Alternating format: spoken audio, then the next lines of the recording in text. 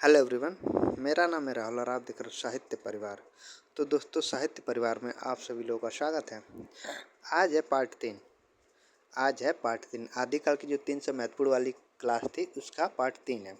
Part 1 में हमने 100 question कराया था, पार्ट 2 में फिर 100 क्वेश्चन कराया था। अब आज है पार्ट 3 जिसमें हम लोग 100 क्वेश्चन कराएंगे और ये आदिकाल की 300 महत्वपूर्ण वाली क्लास है। ठीक, ये जो क्लास है वो TGT, PGT, LT grade, GIC, GDS, SET assistant professor, डी++, KVS, NVS, DIET, UGC NET, JRF वालों के लिए बहुत ही ज़्यादा महत्वपूर्ण क्लास है। ठीक ना। ये जितने भी एग्ज़ाम हैं, इन एग्ज़ामों में आदिकाल के जो महत्वपूर्ण प्रश्न है वो पूछे जाते हैं। तो प्लीज़ आप लोग इसको पूरा देखिएगा। अगर आपने पार्ट 1 पार्ट 2 नहीं देखा है तो आप लोग उसको देख लीजिएगा, उसके बाद पार्ट 3 देखिएगा। ठीक, तो बिना देर के हुए चलिए हम क्वेश्चन को शुरू करते हैं। देखिए, जैसा कि मैंने बताया कि मैंने 200 क्वेश्चन करा दिया था पार्ट 1 और पार्ट 2 में। आज हम लोग 201 से शुरू करेंगे। क्वेश्चन नंबर 201 से लिखा है इसमें कि भविष्यतः कहाँ के रचनाकार हैं। भविष्यत कहाँ के रचनाकार हैं। ए पुष्पदंत, विश्वम्भु, सिद्धनपाल और डी सरापा। तो भविष्यतः कहाँ के रचनाकार कौन है, तो वो है धनपाल है। ऑप्शन सी सही है 201 का। ऑप्शन सी सही है। भविष्यतः कहा हिंदी साहित्य के आदिकाल की अपभ्रंश भाषा की कवि धनपाल की रचना है। ये किस भाषा के कवि हैं, ये आदिकाल के अपभ्रंश भाषा के कवि हैं। कौन, धनपाल। क्वेश्चन नंबर 202, विद्यापति ने कुल कितने ग्रंथों की रचना की है। ए 10, बी 12, सी 16 और डी 14। ये यूपी टीजीटी 2019 में पूछा गया क्वेश्चन है कि विद्यापति ने कुल कितने ग्रंथों की रचना की है। तो कितने ग्रंथों की रचना की है, तो वो 16। ऑप्शन सी से है 202 का। देखो, तिरहुत के शासक शिव सिंह के आश्रम में रहते हुए विद्यापति ने कुल 16 ग्रंथों की रचना की थी।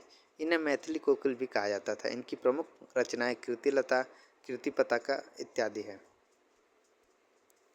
क्वेश्चन नंबर 203, श्रृंगार काव्य है। ए विशल देव रासो, बी परमाल रासो, सी पृथ्वीराज रासो, डी जयमंग चंद्रिका। इनमें से श्रृंगार काव्य कौन सा है, तो वह है विशल देव रासो। ऑप्शन ए सही है 203 का।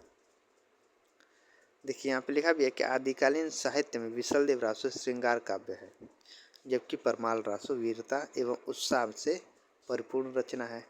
जयमंग चंद्रिका मधुकर कवि द्वारा प्रणीत आश्रयदाता का स्तुतिपरक काव्य है और पृथ्वीराज रासो ये चंद्रवरदाय द्वारा लिखित प्रबंध काव्य है। तो विशाल देव रासो श्रृंगार काव्य और परमाल रासो ये वीरता एवं उत्साह की परिपूर्ण रचना है और जयमंग चंद्रिका ये मधुकर कवि के द्वारा प्रणीत आश्रयदाता की स्तुतिपरक काव्य है और पृथ्वीराज रासो का एक प्रबंध काव्य है। क्वेश्चन नंबर 204, निम्नलिखित में से कौन सी रचना पुष्पदंत की नहीं है। ए महापुराण, बी हृदयकुमारचर्यु, सी जसहरचर्यु और डी पयमचर्यु। 204 में लिखा है कि निम्नलिखित में से कौन सी रचना पुष्पदंत की नहीं है। तो इनमें से कौन सी रचना जो वो पुष्पदंत की नहीं है। तो देखो, पयमचर्यु जो है ये पुष्पदंत की नहीं है। ये किसकी है, तब स्वयंभू की ये रचना है। स्वयंभू की रचना है। ठीक, ये किसकी रचना है, स्वयंभू की रचना है पयमचर्यु। और बाकी तीनों किसकी है, पुष्पदंत की रचना है। महापुराण, हृदयकुमारचर्यु और जसहरचर्यु ये पुष्पदंत की रचना है तीनों। यहाँ पे लिखा है कि प्रश्नगत रचनाओं में पयमचर्यु पुष्पदंत की रचना नहीं है, बल्कि स्वयंभू की रचना है। किसकी, स्वयंभू की। स्वयंभू की अन्य रचनाएं रिट, रेमीचर्यु, स्वयंभू छंद आदि है, जबकि महापुराण, हृदयकुमारचर्यु एवं जसहरचर्यु ये पुष्पदंत की रचनाएं हैं। क्वेश्चन नंबर 205, लिखा है कि सरापा का संबंध निम्न में से किससे है। ए सिद्ध साहित्य, बी रासो साहित्य, सी नाथ साहित्य और डी जैन साहित्य। सरापा का संबंध निम्न में से किससे है। बहुत ही आसान क्वेश्चन ये है। तो किससे है, तो सिद्ध साहित्य से। ऑप्शन ए सही है। यूपी टीजीटी 2011 में पूछा गया क्वेश्चन है। आदिकालीन कवि सराफा का संबंध सिद्ध साहित्य से है। सराफा को राहुल संकृत्यान ने हिंदी का प्रथम कवि स्वीकार किया है। राष्ट्र साहित्य से चंद्रवरदाई, जगनिक, नरपतिनाल आदि रचनाकार संबंधित हैं। नाथ साहित्य से गोरखनाथ, चरपटनाथ, चौरंगीनाथ आदि कवि संबंधित है तथा जैन साहित्य से शालिभद्र सूरि, जिनदत्त सूरि, आचार्य देवसेन, आसगु, विजयसेन सूरि आदि संबंध है। ठीक, तो इसका आप लोग ध्यान दीजिए कि राष्ट्र साहित्य से कौन कौन है। चंद्रवरदाई, राष्ट्र साहित्य से चंद्रवरदाई हैं, जगनिक है, नरपतिनाल है, ये मतलब राष्ट्र साहित्य से संबंधित हैं। और नाथ साहित्य से संबंधित कौन कौन है।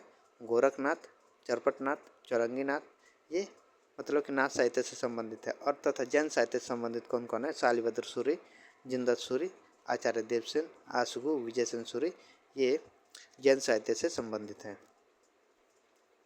क्वेश्चन नंबर 2 से 6, निम्न में से कौन शिलांकित कृति है। ए पाहुड़ दोहा, बी राउलवेल, सी प्राकृत पेंगलम और डी वर्ण रत्नाकर। तो 206 का आंसर क्या होगा। निम्न में से कौन शिलांकित कृति है। तीन में से कौन शिलांकित कृति है तो वो है ऑप्शन बी राउलवेल। राउलवेल जो है वो शिलांकित कृति है। इसकी रचयिता रोडा कवि है। राउलवेल के रचयिता कौन है।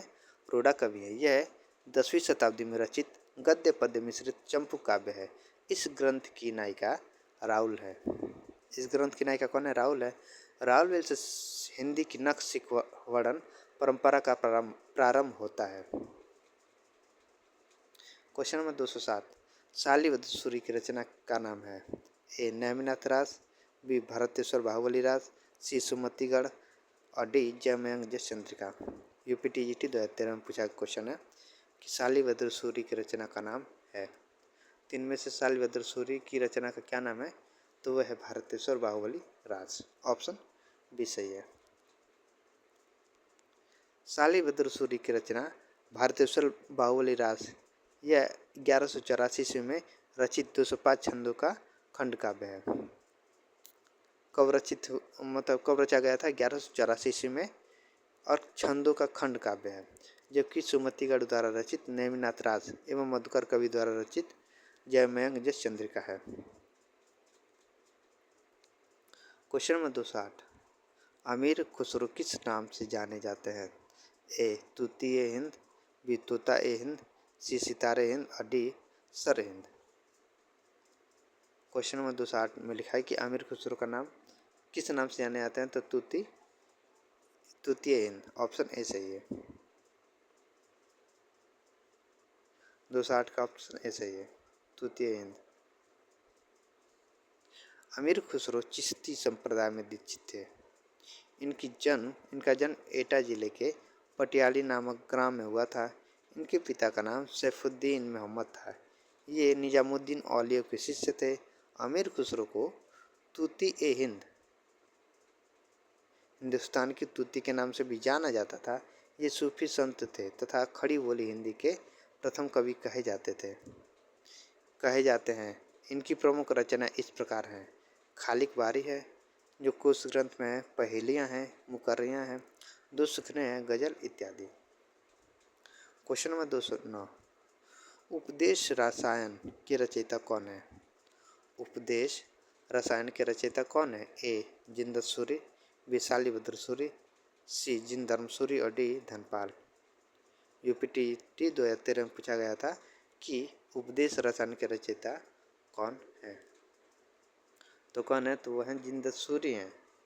ऑप्शन ए सही है 209 का आंसर। ए उपदेश रसायन के रचयिता जिनदत्त सूरि हैं। यह 12वीं शताब्दी में रचित 810 पद्यों का नित्य गीत काव्य है। जबकि भविष्यता कहा के रचयिता धनपाल, स्थूलीभद्र के रचयिता जिनधर्म सूरि तथा भरतेश्वर बाहुबली राज के रचयिता शालिभद्र सूरि हैं। क्वेश्चन नंबर 210, निम्न में से किस कवि को अपभ्रंश का वाल्मीकि कहा जाता है। इनमें से किस कवि को अपभ्रंश का वाल्मीकि कहा जाता है। ये वाल्मीकि नहीं, वाल्मीकि है, ठीक ना, वाल्मीकि है। एस सराफा, बी पुष्पदंत, सी शंभु और डी हेमचंद्र। टीजीटी 2013 में पूछा गया था कि निम्न में से किस कवि को अपभ्रंश का वाल्मीकि कहा जाता है, तो किसे कहा जाता है, तो वो शंभू को कहा जाता है। ऑप्शन सी सही है 210 का। देखो, शंभू को अपभ्रंश का वाल्मीकि तथा अपभ्रंश का व्यास कहा जाता है। पूछ देगा कि अपभ्रंश का व्यास किसे कहा जाता है, तो शंभू को कहा जाता है, और अपभ्रंश का वाल्मीकि किसे कहा जाता है, तो वो भी शंभू को कहा जाता है। ठीक। डॉक्टर राम कुमार वर्मा ने अपभ्रंश भाषा के प्रथम कवि शंभू को हिंदी का प्रथम कवि माना है। शंभु 8वीं शताब्दी 783 ईस्वी के आसपास विद्वान थे। इनके 3 ग्रंथ बताए जाते हैं। एक पहला पयमचर्यु, दूसरा ऋठहृदयमिचर्यु तथा शंभु छंदस। पुष्पदंत को हिंदी का भवभूति तथा हेमचंद को प्रकृति का पाणिनि एवं सरापा को हिंदी का प्रथम कवि कहा जाता है।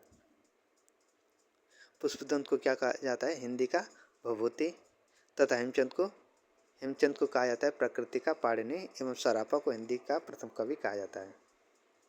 क्वेश्चन नंबर 211, हिंदी कवि को अभिनव जयदेव नाम से जाना जाता है।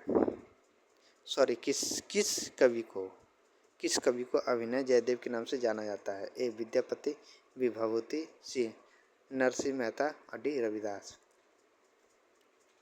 211 का आंसर क्या होगा, तो वो किसे कहा जाता है, तो विद्यापति को कहा जाता है। ऑप्शन ए सही है 211 का। देखिए, आदिकालीन कवि विद्यापति को अभिनव जयदेव के नाम से जाना जाता है। यह उपाधि तिरहुत के राजा शिव सिंह ने दी थी।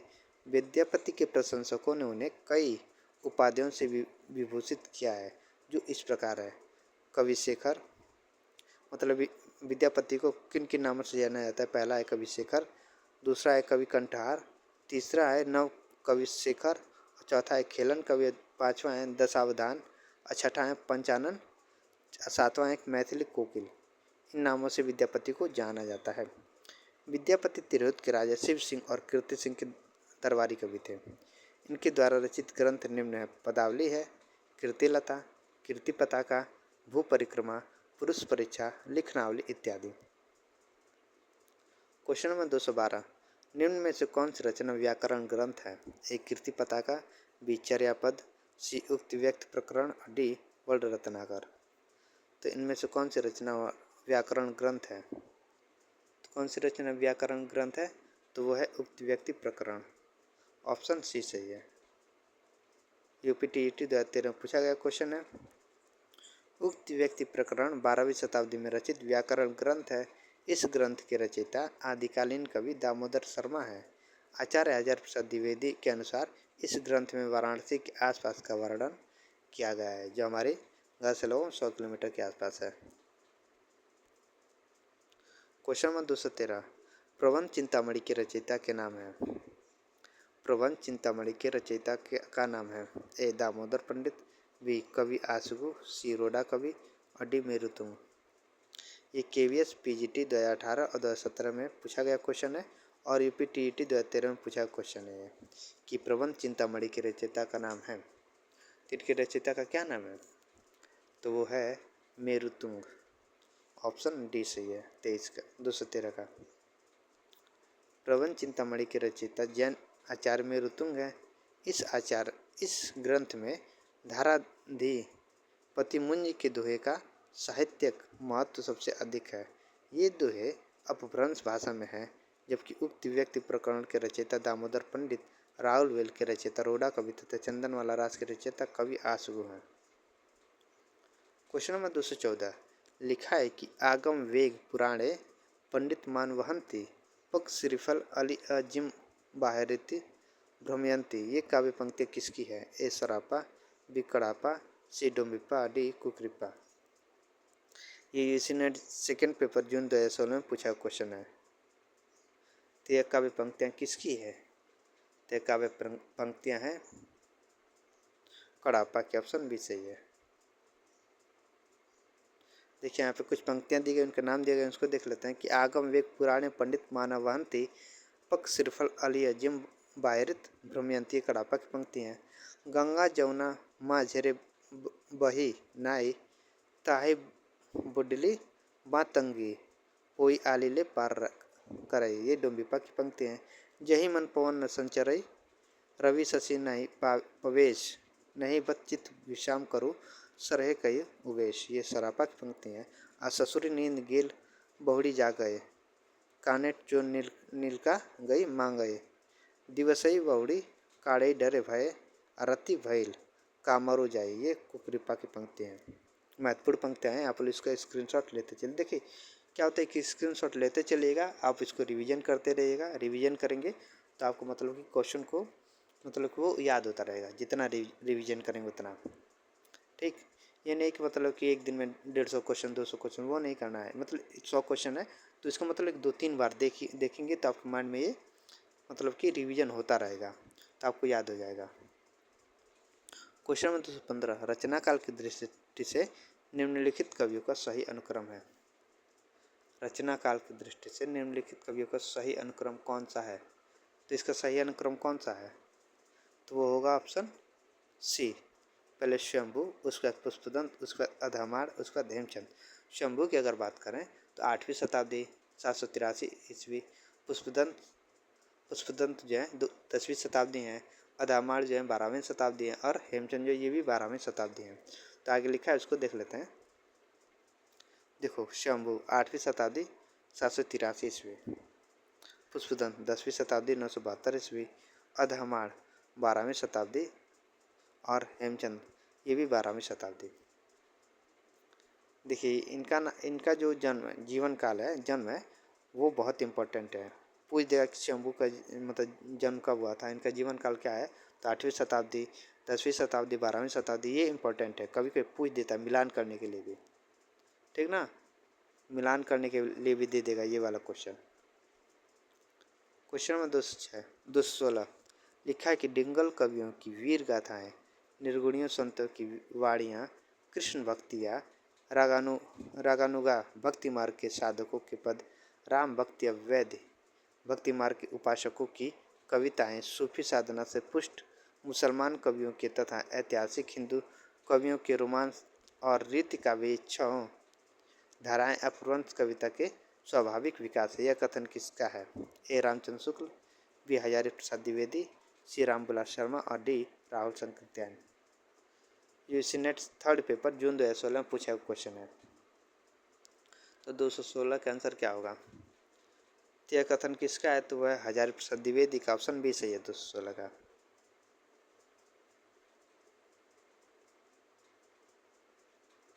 देखिए लिखा भी है यहाँ पे कि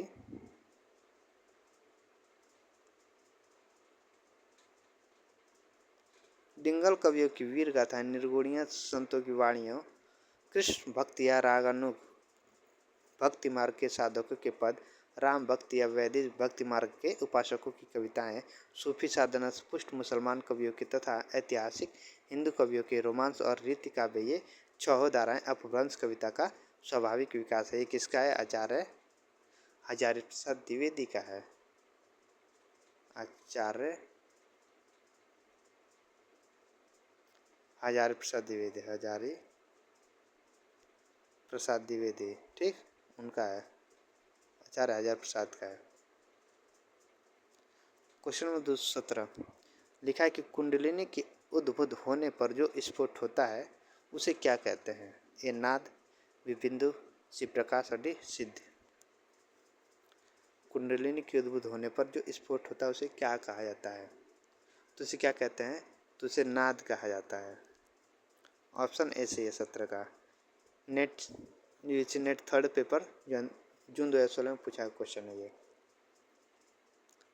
यहाँ पे लिखा है कुंडलिनी के उद्भुत होने पर जो स्फोट होता है उसे नाद कहते हैं। नाद और बिंदु संज्ञा वज्रयान सिद्धों में बराबर चलती रही। गोरख सिद्धांत में इसका उल्लेख मिलता है। नाद और बिंदु के योग से जगत की उत्पत्ति सिद्ध और हठ योगी दोनों मानते हैं।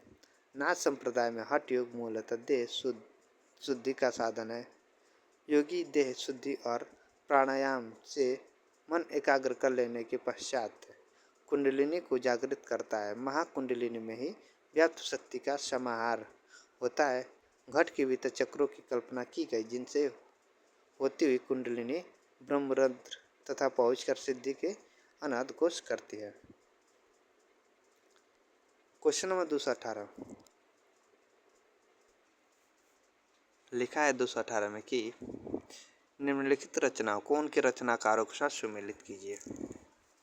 ए में लिखा है कि प्रबंध चिंतामणि, बी में किरणमल चंद, सी में जयचंद्र प्रकाश और डी में जयमंग जस चंद्रिका। यहाँ पे रचना के नाम, यहाँ पे रचनाकारों के नाम दिया गया। क्या करना, मिलान करना है। तो देखिए प्रबंध चिंतामणि ये किसका है, तो यह है जैनाचार्य मेरुतुंग का है। रणमल छंद ये किसका, ये श्रीधर का है। रणमल छंद ये श्रीधर का। जयचंद्र प्रकाश ये भट्ट केदार का है और जयमंग जस चंद्रिका ये मधुकर कवि का है। तो ए का 2, बी का 1 किस में है, तो ऑप्शन ए में है। तो 218 का ऑप्शन ए सही है। देखो प्रबंध चिंतामणि जिसका प्रकाशन वर्ष 1304 है, इसके रचनाकार जैनाचार्य मेरुतुंग है। और रणमल चंद इसका प्रकाशन वर्ष 1454 ईस्वी श्रीधर है। जयचंद्र प्रकाश 1224 ईस्वी भट्ट केदार। जयमंग जय चंद्रिका 1243 मधुकर कवि। और लखन सेन पद्मावती 1459 ईस्वी दामोदर कवि। ठीक हो गया ना।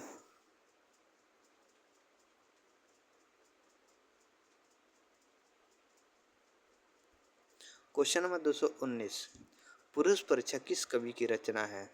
ए ज्योतिरीश्वर ठाकुर, बी गोरखनाथ, सी विद्यापति और डी आचार्य देवसेन।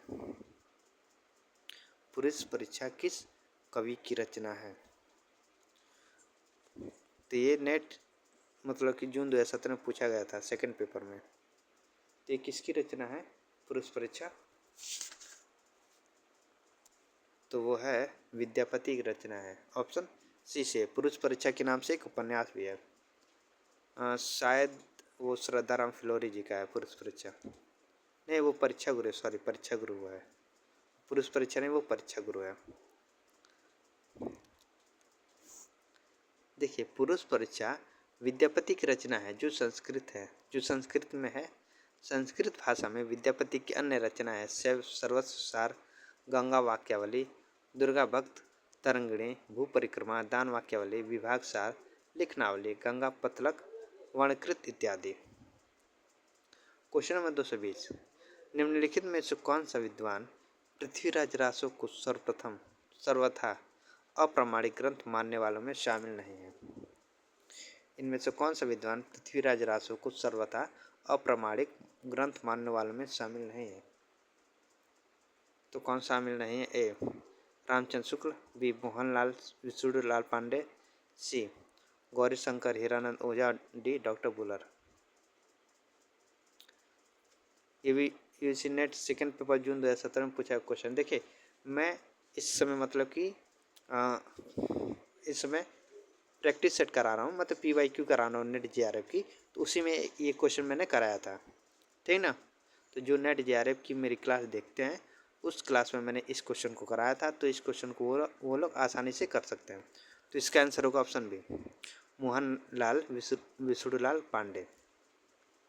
220 का ऑप्शन भी सही है। देखो पृथ्वीराज रासो को मोहनलाल विशुणुलाल पांडे ने सर्वथा प्रमाणिक ग्रंथ माना है। क्वेश्चन नंबर 221 निम्नलिखित रचनाओं को उनके रचनाकारों के साथ सुमेलित कीजिए। यहाँ पे रचनाएं दी गई, यहाँ पे रचनाकारों के नाम दिए गए हैं। रचना में राउलवेल है, कुमार रासो, चंदनवाला रास और योगचर्या। तो क्या करना है, मिलान करना है। तो देखिए राउलवेल किसकी कवि है, राउलवेल ये किसकी कवि, रोडा कवि की है। कुमार रासो ये दलपति विजय की है। कुमार रासो किसकी रचना है, तो ये दलपति विजय की रचना है। चंदनवाला रास ये आशुगो की रचना है और योगचर्या डोम्बिपा की रचना है। तो ए का 4 बी का 5 किस में है, तो ऑप्शन बी में है। तो 221 का ऑप्शन बी सही है। क्वेश्चन नंबर 222 कृतिलता किस भाषा की रचना है। ए Avahatt, B Apabhramsha, C Maithili, D Braj. NET second paper दिसंबर 2004 में पूछा क्वेश्चन है कि कृतिलता किस भाषा की रचना है? तो वो किस भाषा की रचना है? तो वो है अवहट भाषा की रचना है। 222 का ऑप्शन ए सही है। क्वेश्चन नंबर 223, आदिकाल में किस कवि ने अवहट भाषा में रचना की है? आदिकाल में किस कवि ने अवहट भाषा में रचना की है?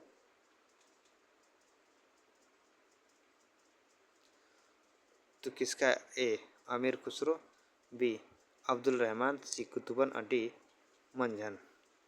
यूजीसी नेट सेकेंड पेपर दिसंबर 2004 में पूछा है क्वेश्चन है ये। तो आदिकाल में किस कवि ने अवहट भाषा में रचना की है? तो वो किसने की है? तो अब्दुल रहमान ने किया। ऑप्शन बी सही है।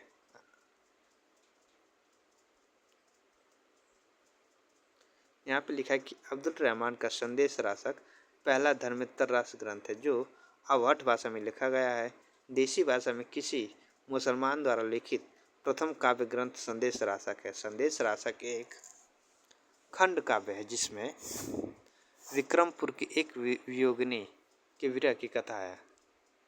संदेश रासक क्या एक खंड काव्य है, इसमें क्या एक विक्रमपुर की वियोगिनी की विरह की कथा वर्णित है। यह एक विरह काव्य है जिसका रचना काल 12वीं शताब्दी का उत्तरार्ध और 13वीं शताब्दी का प्रारंभ माना है, जबकि मंझन एवं कुतुबन की भाषा अवधी है तथा अमीर खुसरो की भाषा खड़ी बोली हिंदवी थी। क्वेश्चन नंबर 224, आदिकाल का अन्य किस नाम से जाना जाता है? आदिकाल को अन्य किस नाम से जाना जाता है? ए वीरगाथा काल, बी आधुनिक काल, सी छायावादी काल और डी प्रगतिवादी काल। झारखंड टीजीटी 2017 में पूछा क्वेश्चन है कि आदिकाल को अन्य किस नाम से जाना जाता है? तो किस नाम से जाना जाता है? तो वीरगाथा काल को वीरगाथा काल के नाम से भी जाना जाता है। देखिए यहाँ पे लिखा है कि आदिकाल को वीरगाथा काल नाम से भी जाना जाता है। विभिन्न विद्वानों ने आदिकाल का नामकरण इस प्रकार किया है।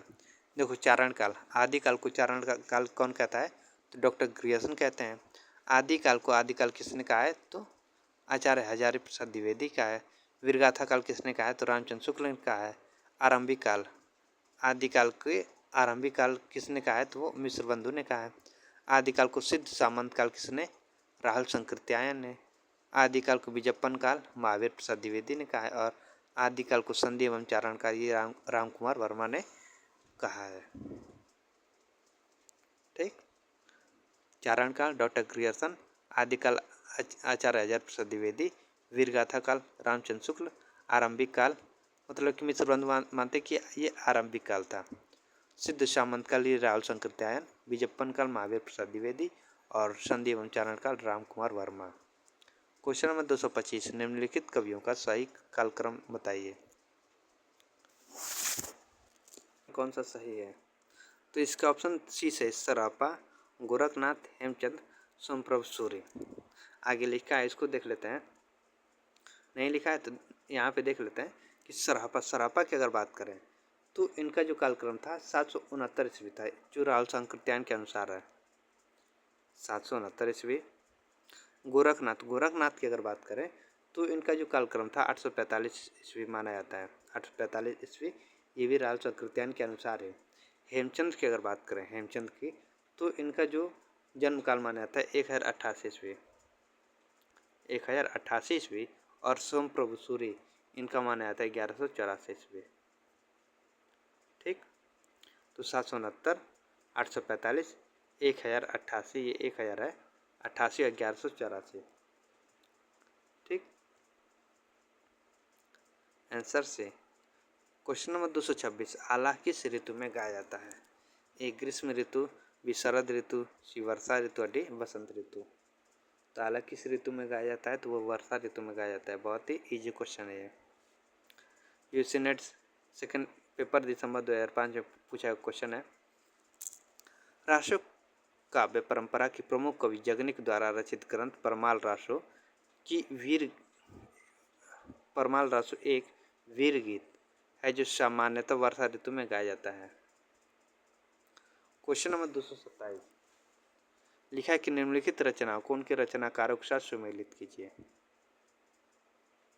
यहाँ पे रचनाएं दी गई, यहाँ पे रचनाकाल के नाम दिए गए हैं। तो क्या करना है? मिलान करना है। कुमार रासो कुमार रासो। दलपति विजय, परमाल रासो जगनिक, पृथ्वीराज रासो नरपति नाल और बिसल देव रासो नरपति नाल और पृथ्वीराज रासो चंद्रवरदाई। हो गया। ए का 3, बी का 5, सी का 4 और डी का 1। ऑप्शन ए सही है 227 का। क्वेश्चन नंबर 228, किन रचनाकारों की भाषा को संध्या भाषा कहा गया है? ए बौद्ध सिद्ध, बी जैन मुनि, सी संत कवि और डी रासक परंपरा के कवि। किन रचनाकारों की भाषा को संध्या भाषा कहा गया है?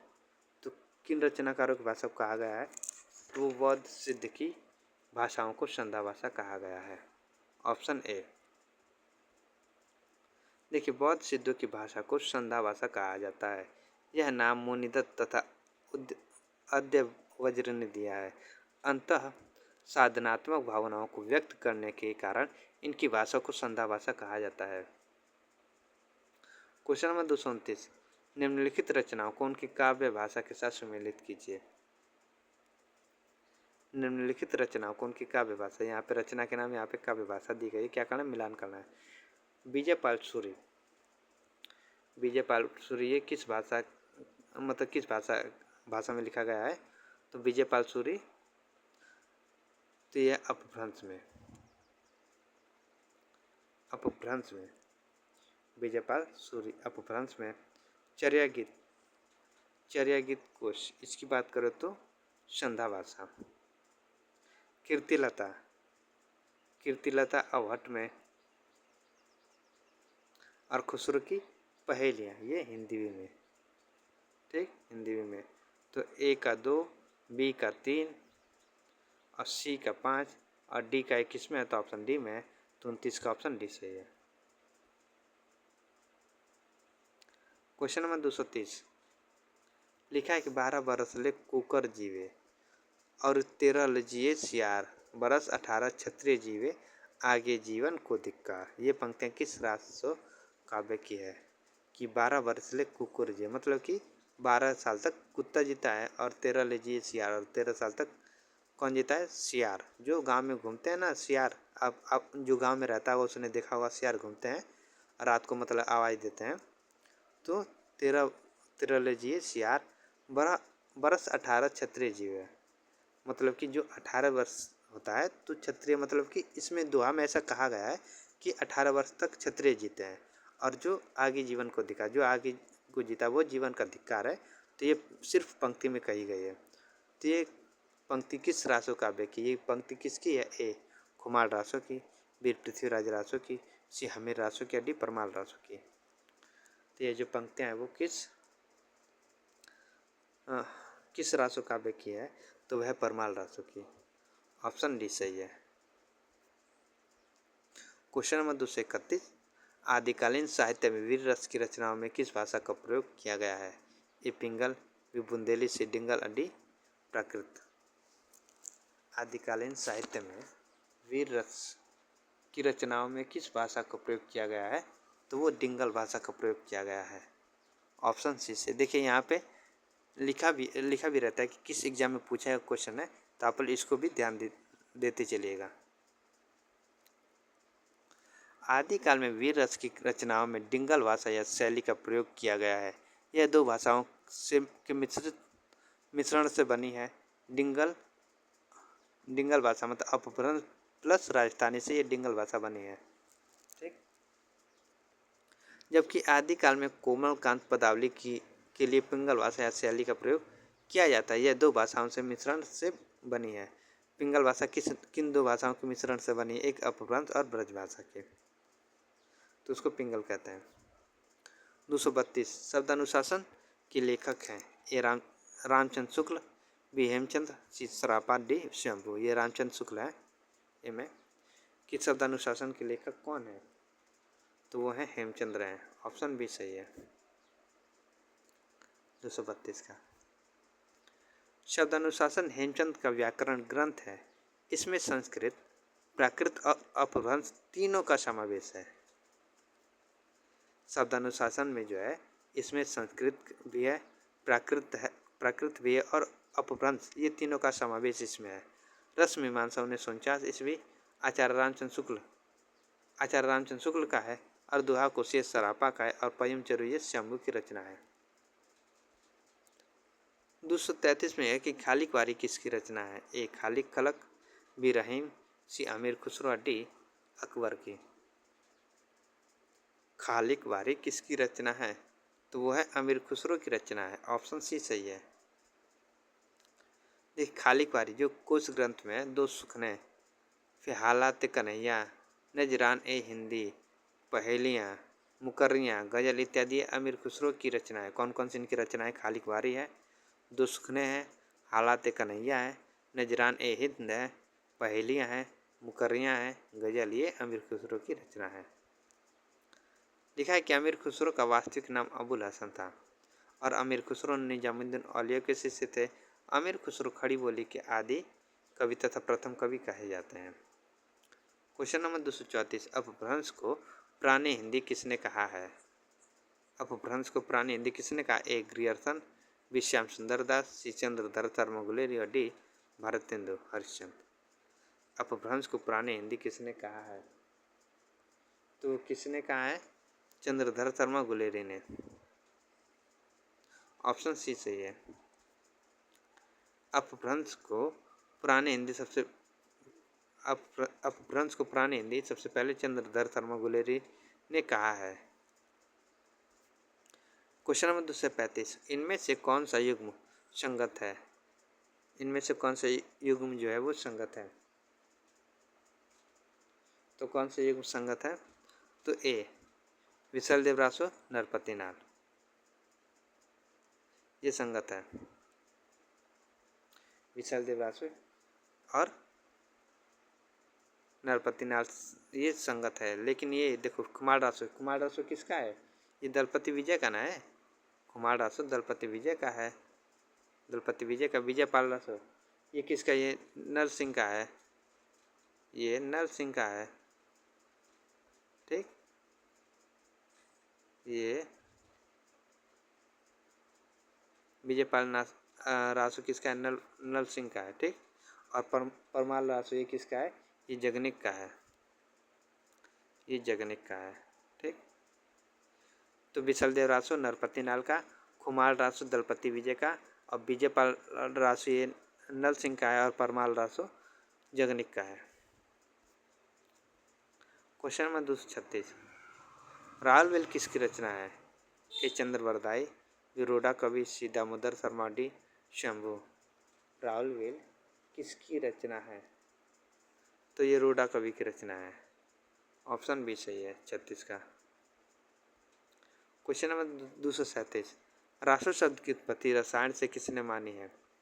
ए गारसा दत्तासी, बी पंडित रामनारायण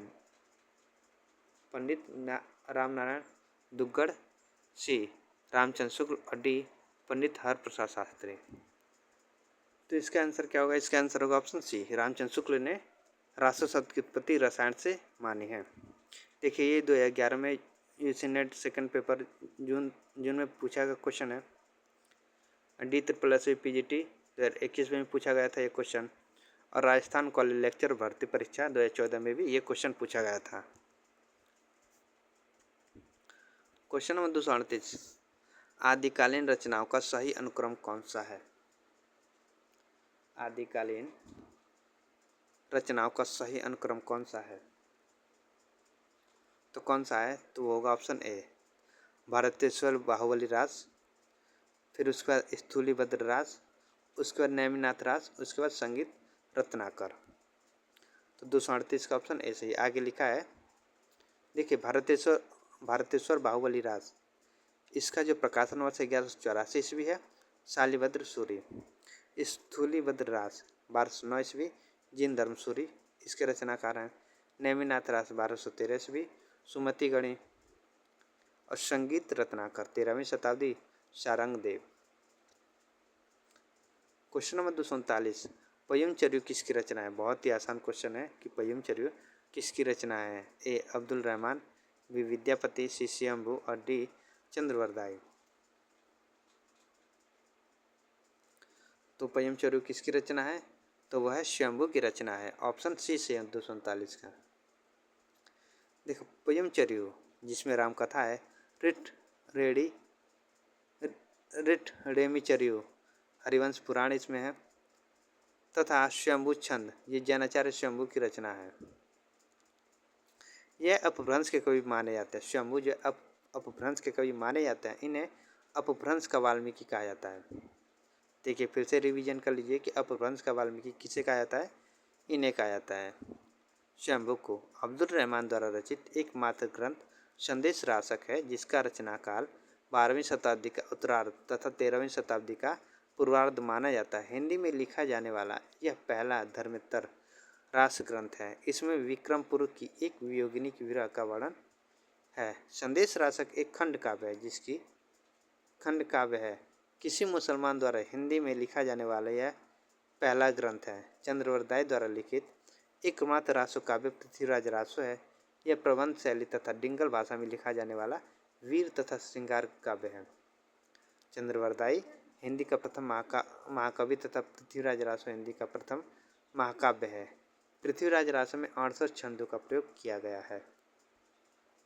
क्वेश्चन नंबर 240, निम्नलिखित रचनाओं को उनके रचना के साथ सुमेलित कीजिए। निम्नलिखित रचनाकारों को उनके रचनाकारों के साथ सुमेलित कीजिए।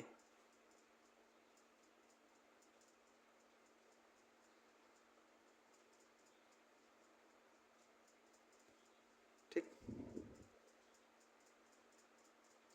यहाँ पे रचनाकारों के नाम दिया गया है, यहाँ पे रचना के नाम दिए गए हैं। ठीक ना। तो ज्योतिरेश्वर ठाकुर इनकी रचना कौन सी है?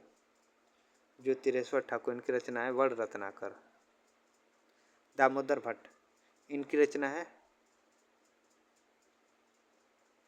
दामोदर भट्ट की रचना कौन से? उक्त व्यक्ति प्रकरण। नरपति नाल इनकी है विशल देव रासो।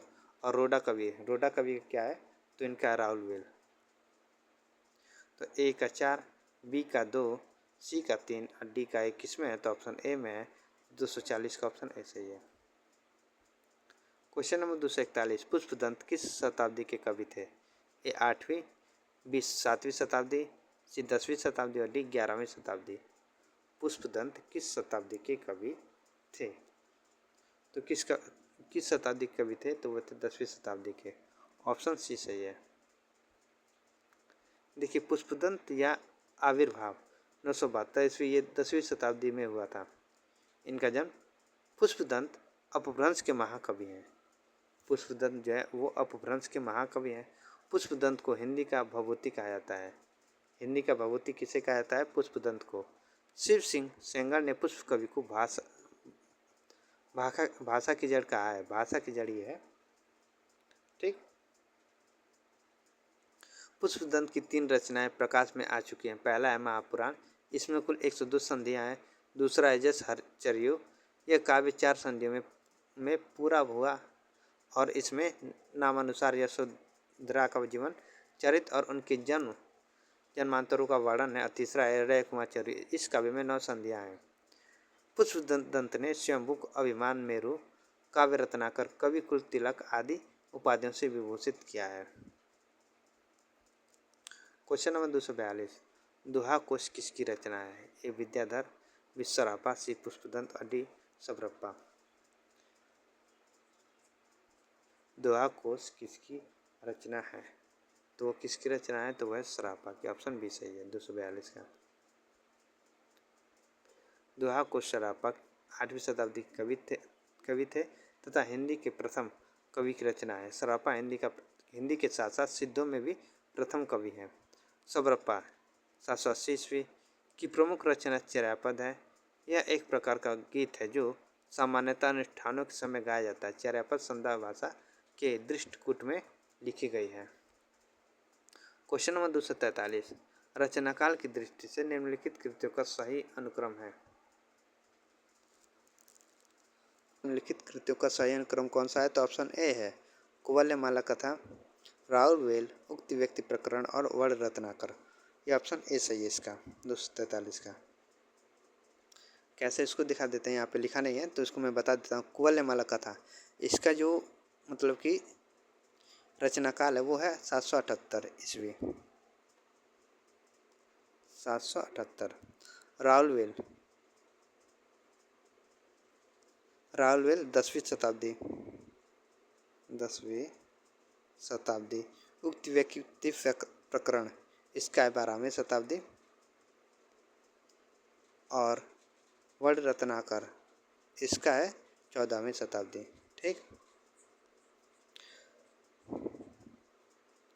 कुवलयमाला का था 778 ईस्वी, राउलवेल 10वीं शताब्दी, उक्त व्यक्ति प्रकरण 12वीं शताब्दी और वड रत्नाकर 14वीं शताब्दी। क्वेश्चन नंबर 244, लिखा है कि निम्नलिखित रचनाकारों को उनकी रचना के साथ सुमेलित कीजिए। निम्नलिखित रचनाकारों को उनके रचना के साथ सुमेलित कीजिए। यहाँ पे रचनाकार के नाम, यहाँ पे रचना के नाम। तो शंभु, शंभु की रचना कौन है? तो वह है पयमचर्यु। पुष्पदंत की रचना कौन है? तो वह है महापुराण। अब्दुल रहमान, अब्दुल रहमान का है संदेश रासक। और सब्रप्पा चर्यापद। ठीक। तो शंभु का है पयमचर्यु, पुष्पदंत का है महापुराण, और अब्दुल रहमान का संदेश रासक, और सब्रप्पा का है चर्यापद। तो इसका आंसर क्या होगा? तो इसका आंसर होगा ऑप्शन बी, 2, 3, 1, 5। क्वेश्चन नंबर 245, सरापा का संबंध निम्न में से किससे है? ए सिद्ध साहित्य, बी रासुस काव्य, सी नाथ साहित्य, और डी जैन काव्य। सरापा का संबंध निम्न में से किससे है? तो वो किससे है? तो वह सिद्ध साहित्य से। देखिए फिर रिवीजन रिपीटेड होगा क्वेश्चन ये। 245 का ऑप्शन ए सही है। रिपीटेड क्वेश्चन होता है तो उसमें मतलब कोई दिक्कत वाली बात नहीं है। आपका मतलब कि ये आपके माइंड में ही बैठेगा ये। ठीक है ना, जितना रिपीट होगा उतना ही आपके माइंड में ये क्वेश्चन बैठता चले जाएगा। लिखा है कि सरापा सिद्ध साहित्य से संबंधित है। राहुल शंकरत्यान ने इनका समय 769 ईस्वी माना है। इनकी रचना दोहा कोश है। सरापा के अन्य नाम सरापाद, सरोजव्रज तथा राहुल भद्र हैं। क्वेश्चन नंबर 246, लिखा है कि अपभ्रंश का मुख्य छंद है। ए दोहा, बी वर्वे, सी कुंडलियाँ, और डी सवैयाँ। अपभ्रंश का मुख्य छंद कौन सा है? तो वह है दोहा। ऑप्शन ए से 246 का। अपभ्रंश का मुख्य छंद दोहा है। झटिका, अरिल, कड़वक, तोमर, त्रोटक इत्यादि हैं। दोहा को अपभ्रंश काल में दोहा भी कहा जाता था। 247 में लिखा है कि परमात्मा प्रकाश के रचनाकार हैं। परमात्मा प्रकाश के रचनाकार कौन है? ए राम सिंह, बी योगेंद्र जोइंदू, सी हेमचंद्र, और डी मेरुतुंग। तो परमात्मा प्रकाश के रचनाकार कौन है? तो वह है योगेंद्र जोइंदू। ऑप्शन बी सही है। परमात्मा प्रकाश जोइंदू की रचना है। जोइंदू या योगेंद्र की रचना को अपभ्रंश में दोहा काव्य परंपरा का आरंभ माना जाता है। मतलब जोइंदू की रचनाओं को अपभ्रंश में दोहा काव्य परंपरा का आरंभ माना जाता है। राम सिंह की पाहुड़ दोहा, हेमचंद की कुमारपाल चरित तथा मेरुतुंग की रचना प्रबंध चिंतामणि है। पाहुड़ दोहा किसका है? राम सिंह का है। और कुमारपाल चरित ये किसका? ये हेमचंद का है। और चिंतामणि ये मेरुतुंग की रचना है। क्वेश्चन नंबर 248, लिखा है कि काल के अनुसार निम्नलिखित कृतियों का सही अनुक्रम क्या होगा? काल के अनुसार निम्नलिखित कृतियों का सही अनुक्रम क्या होगा? तो इसका आंसर होगा ऑप्शन सी, पयमचर्यु, कुमार रासो, विशालदेव रासो और चंद्रमाला रास। 248 का ऑप्शन सी सही है। पयमचर्यु की अगर बात करें तो इसका जो प्रकाशन हुआ था वो है 8वीं शताब्दी। ठीक। और ये इसका कुमार रासो की अगर बात करें तो इसका है 9वीं शताब्दी। विशालदेव रासो 1155 ईस्वी। और चंदनवाला रास इसका है 1200 ईस्वी। मतलब 1200 ईस्वी के लगभग इसका है। तो 8वीं सदी, 9वीं सदी और 1155 ईस्वी और 1200 ईस्वी के लगभग चंदनवाला रास। क्वेश्चन नंबर 249, सबरस के रचनाकार हैं। ए मुल्ला वजही, बी कुल्ली, कुतुब शाह, सी ईसा अल्लाह खां, डी सैयद हुसैन अली खां। सबरस का रचनाकार है कौन है? मुल्ला वजही। ऑप्शन ए सही है। सबरस 1635 ईस्वी प्रकाशन वर्ष, दक्षिणी गद्य के प्रसिद्ध कवि मुल्ला वजही की कृति है। ये मतलब कि कहाँ के थे? ये दक्षिणी गद्य के प्रसिद्ध कवि हैं मुल्ला वजही। इसे उर्दू साहित्य की प्रथम गद्य रचना माना जाता है सबरस को। क्वेश्चन नंबर 250, हठ योग का प्रभाव निम्नलिखित कवियों में से किस पर पड़ा है? हठ योग का प्रभाव निम्नलिखित कवियों में से किस पर पड़ा? ए शंभू पर, बी घाघ भट्टरी पर, सी गोरखनाथ और डी अधमाड़ पर। क्वेश्चन नंबर 50 का आंसर क्या होगा? तो इसका आंसर होगा ऑप्शन सी गोरखनाथ पर। हठ योग का प्रभाव निम्नलिखित कवियों में से किस पर पड़ा है? तो वो गोरखनाथ पर पड़ा है। ऑप्शन सी सही है। नाथ पंथ का मूल बौद्धों की वज्रयान शाखा से है। बौद्ध सिद्धों में उत्पन्न विकार का विरोध स्वरूप गोरखनाथ ने पतंजलि की उच्च लक्ष्य ईश्वर प्राप्ति को लेकर हठ योग का प्रवर्तन किया तथा षट चक्रों वाला योग मार्ग चलाया और नाथ पंथ की स्थापना की। इसका प्रचार प्रसार राजपूताना तथा पंजाब में था। क्वेश्चन नंबर 251, कुवलयमाला कथा के रचनाकार हैं। ये तो एकदम आसान है ना। कुवलयमाला कथा के रचनाकार कौन है? ए रोड़ा कवि, बी उद्योतन सूरी, सी दामोदर शर्मा और डी ज्योतिरेश्वर ठाकुर। तो कुवलयमाला कथा के रचनाकार कौन है? तो उद्योतन सूरी। ऑप्शन बी सही है 251 का। क्वेश्चन नंबर 252, अब्दुल अदामाड़, यहाँ पे अब्दुल नहीं अदामाड़ ही है, ठीक ना। ये अदामाड़ ही है, अदामाड़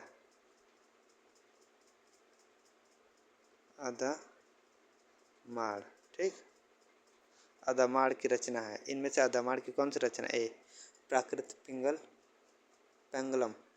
पेंगलम, बी संदेश रासक और जी जयचंद प्रकाश और डी प्रबंध चिंतामणि। अदामाड़ की रचना इनमें से कौन सी है? तो वह संदेश रासक। ऑप्शन बी सही है। क्वेश्चन नंबर 253, 8वीं शताब्दी के कवि नहीं है। ए सरापा, बी सरापा, बी है हेमचंद, सी है सवरप्पा और डी है शंभू। तो 8वीं शताब्दी के कवि नहीं है। तो 8वीं शताब्दी कवि कौन नहीं है? तो वो है हेमचंद। हेमचंद जो है वो 8वीं शताब्दी के नहीं है। तो 253 का ऑप्शन बी सही है। हेमचंद जो है वो 11वीं शताब्दी के हैं। आइए तीनों 8वीं शताब्दी के। तो देखो 8वीं शताब्दी के कवि हेमचंद्र नहीं है, ये 11वीं शताब्दी के कवि हैं। और ये सरापा हुए और सवरप्पा हुए, शंभू, ये 8वीं शताब्दी के कवि हैं। क्वेश्चन नंबर 254, पुष्पदंत की प्रबंध रचना है। ए रिठडेमीचर्यु, बी उदय कुमार चर्यु, सी पय्यमचर्यु और डी भवश्यत कहा। पुष्पदंत की प्रबंध रचना इनमें से कौन सी है? तो पुष्पदंत की प्रबंध रचना है तो वो कौन सी है? तो उदय कुमार चर्यु है। ऑप्शन बी सही है 254 का। पुष्पदंत की प्रबंध रचना उदय कुमार चर्यु है। क्वेश्चन नंबर 255, मैथिली हिंदी में रचित गद्य की पहली पुस्तक है। मैथिली हिंदी में रचित गद्य की पहली पुस्तक कौन सी है? ए उक्त व्यक्ति प्रकरण, बी वड़ रत्नाकर, सी राहुल और डी बसंत विलास। तो 255 का आंसर क्या होगा? तो वह वड़ रत्नाकर। ऑप्शन बी सही है 255 का। मैथिली भाषा की हिंदी गद्य की प्रथम पुस्तक वड़ रत्नाकर है। इसके लेखक ज्योतिरेश्वर ठाकुर है। ये शब्दकोश ग्रंथ है और इसका रचनाकाल 14वीं शताब्दी पूर्वार्ध माना जाता है। क्वेश्चन नंबर 256, रचनाकाल की दृष्टि से निम्नलिखित कृतियों का सही अनुक्रम है। तो 256 का आंसर क्या होगा? तो इसका आंसर होगा ऑप्शन ए दोहा कोश, श्रावकाचार, संदेश रासक और कीर्तिलता। ये नेट दिसंबर 2015 में पूछा क्वेश्चन है। मतलब इसका देख लेते हैं क्या है कि दोहा कोश के प्रकाशन काल की अगर बात करें, प्रकाशन वर्ष की, तो 8वीं शती है। दोहा कोश 8वीं शती, ठीक। और उसके बाद श्रावकाचार्य 933 ईस्वी। संदेश राशक इसका है 12वीं या 13वीं शती, 12वीं या 13वीं, ठीक। और कृतिलता का है 1323 ईस्वी। तो 8वीं शताब्दी 933 ईस्वी, 12वीं या 13वीं शताब्दी और फिर 1323 ईस्वी। क्वेश्चन नंबर 257 लिखा है कि निम्नलिखित रचनाओं को उनके रचनाकारों के साथ सुमेलित कीजिए। निम्नलिखित रचनाओं को उनके रचनाकारों के साथ सुमेलित की, यहाँ पे रचना के नाम दिए गए, यहाँ पे रचनाकारों के नाम दिए गया है। सुमेलित करना है।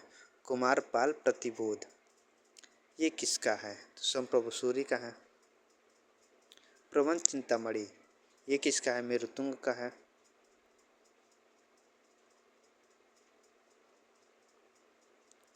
कुमारपाल चरित, ये किसका है? तो ये है हेमचंद्र का है। और हमीर रासो ये किसका है?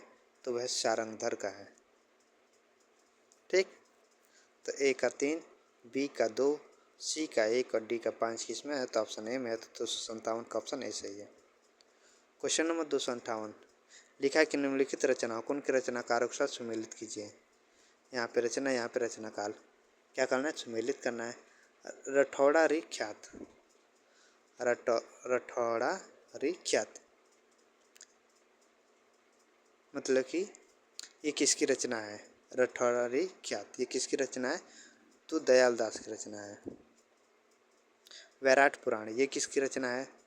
तो ये गोरखनाथ की है।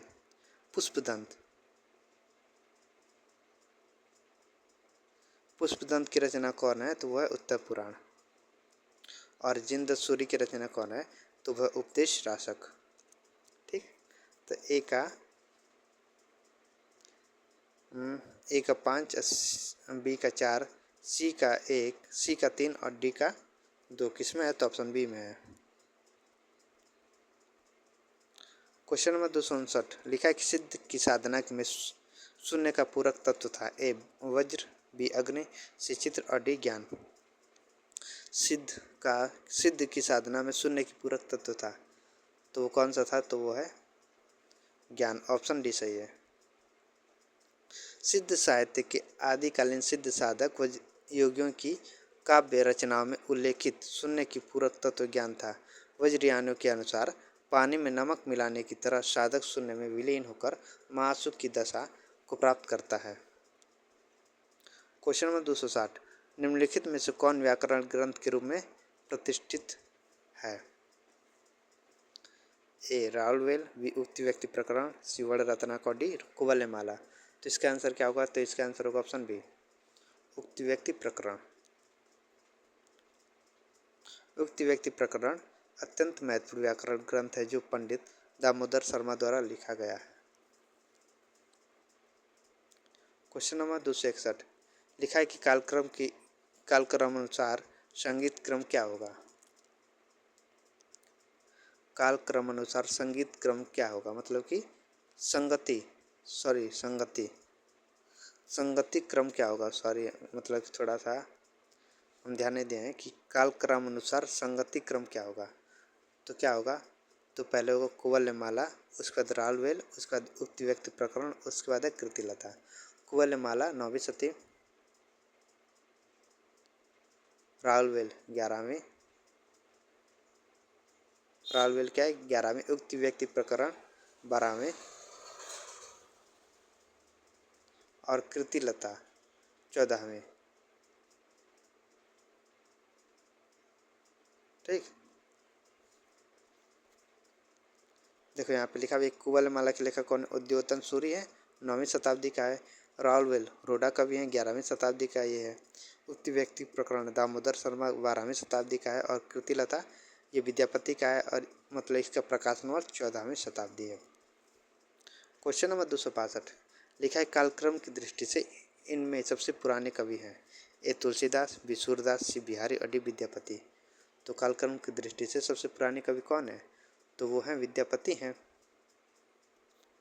ऑप्शन डी सही है, क्योंकि विद्यापति का जो प्रकाशन वर्ष है 1350 है ना, 1350 ईस्वी से 1450 माना जाता है। 1350 से 1450 विद्यापति का। देखो यहाँ पे लिखा भी कि विद्यापति 1350 से 1450 ईस्वी तक, सूरदास जो है 1478 ईस्वी से 1583 ईस्वी तक, तुलसीदास 1532 से 1623 ईस्वी तक, और बिहारी जो 1595 से 1693 ईस्वी तक। क्वेश्चन नंबर 263, निम्नलिखित में से कौन सा नाम नाथपंथी साधकों में शामिल नहीं है?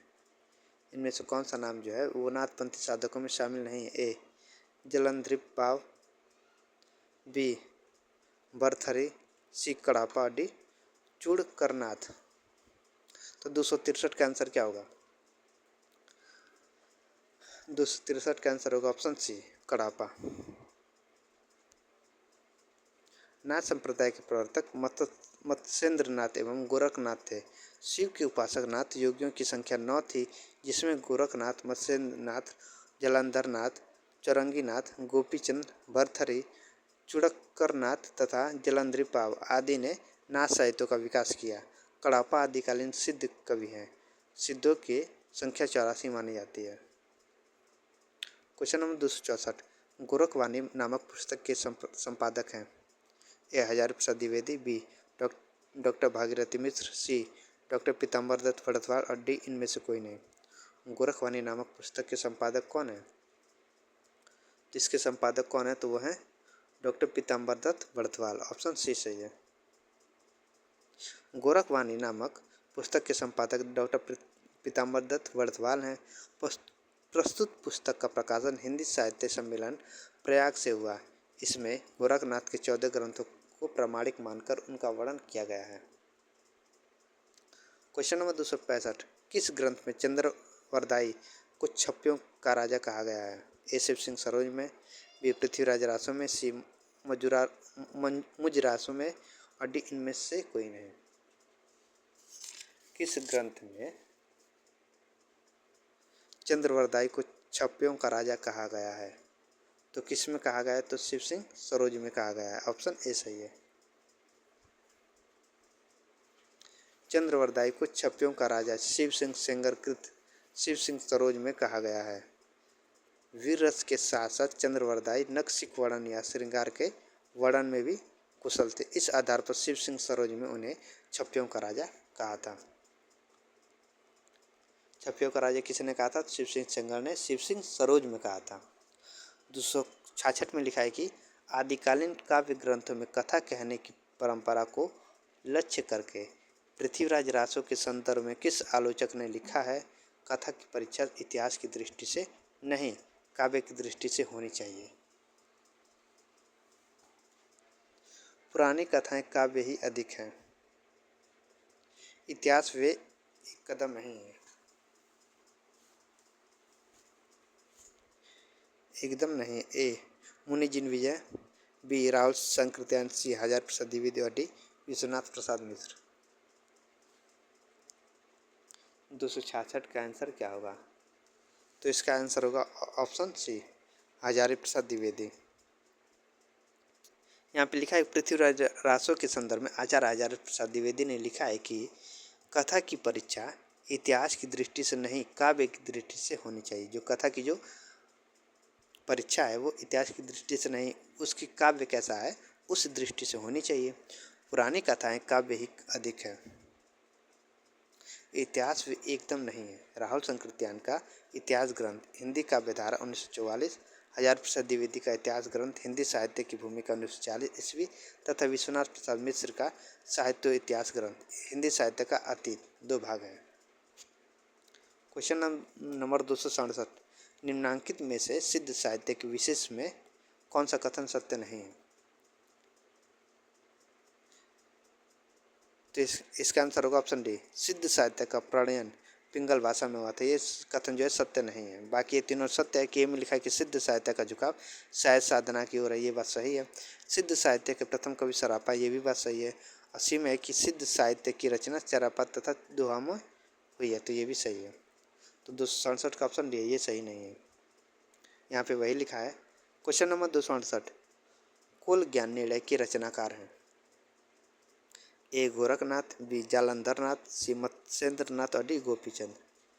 कुल ज्ञान ज्ञान निर्णय के रचनाकार कौन है? तो वो हैं मत्स्येंद्र नाथ। ऑप्शन सी सही है। मत्स्येंद्र नाथ कुल ज्ञान निर्णय के रचनाकार हैं। इस पुस्तक का संपादन डॉक्टर प्रभुचंद्र बागची ने किया है।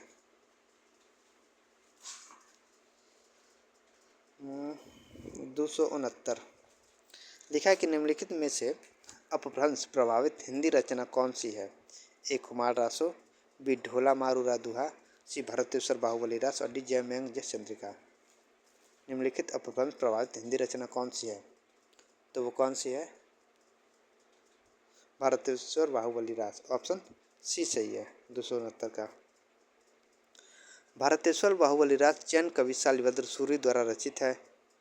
यह हिंदी काव्य रचना आदिकालीन अपभ्रंश प्रभावित रचना है। इस ग्रंथ में भरतेश्वर एवं बाहुबली की चरित्र का वर्णन है। डॉक्टर गणपति चंद्र गुप्त द्वारा अपने ग्रंथ हिंदी साहित्य का वैज्ञानिक इतिहास में शालिभद्र सूरी को हिंदी का प्रथम कवि तथा उनकी कृति भरतेश्वर बाहुबली रास को हिंदी का प्रथम रचना मानते हैं। क्वेश्चन नंबर 270, चारण साहित्य किस साहित्य का दूसरा नाम है? ए सिद्ध साहित्य का, विनाश साहित्य का, सी जैन साहित्य का, डी रासो साहित्य का। तो चारण साहित्य किस साहित्य का दूसरा नाम है? तो वो रासो साहित्य का दूसरा नाम है चारण साहित्य। यहाँ पे लिखा भी चारण साहित्य रासो साहित्य का दूसरा नाम है। वीर रस प्रधान रासो साहित्य की रचना अपने आश्रयदाताओं की प्रशंसा में की गई है। पृथ्वीराज रासो, कुमार रासो, विशलदेव रासो, परमाल रासो, विजयपाल रासो आदि प्रमुख रासो ग्रंथ है। क्वेश्चन नंबर 271 लिखा है कि आदिकाल को सिद्ध सामंत युग कहा है। ए राहुल शंकरत्यान ने, बी आचार्य रामचंद्र शुक्ल ने, सी डॉक्टर रामकुमार वर्मा ने और डी जॉर्ज ग्रियर्सन ने। तो आदिकाल को सिद्ध सामंत युग किसने कहा है? तो जैसे मैंने बताया था ना, तो किसने कहा है? तो वो राहुल शंकरत्यान ने कहा है। और आदिकाल को वीर मतलब कि वीर गाथा काल किसने कहा है? तो वो रामचंद्र शुक्ल ने कहा है। तो 271 का ऑप्शन ए सही है। देखो, आदिकाल को सिद्ध सामंत युग राहुल शंकरत्यान ने कहा है और आचार्य रामचंद्र शुक्ल के द्वारा इसे वीर गाथा काल कहा है तथा डॉक्टर राम कुमार वर्मा ने आदिकाल को संधि काल एवं चारण काल कहा है। जबकि जॉर्ज ग्रियर्सन ने आदिकाल को चारण काल नाम दिया है। क्वेश्चन नंबर 272 आदिकालीन हिंदी काव्यधारा में उपलब्ध नहीं है। ए जैन साहित्य, बी सिद्ध साहित्य, सी सिख साहित्य और डी नाथ साहित्य। तो आदिकालीन हिंदी काव्यधारा में उपलब्ध नहीं है। तो इसका आंसर क्या होगा? तो वो होगा ऑप्शन सी सिख साहित्य। जैन साहित्य भी है, सिद्ध साहित्य भी है और नाथ साहित्य, लेकिन सिख साहित्य जो है वो आदिकालीन हिंदी काव्यधारा में उपलब्ध नहीं है। सिद्ध साहित्य, सिख साहित्य आदिकालीन हिंदी काव्यधारा में उपलब्ध नहीं है।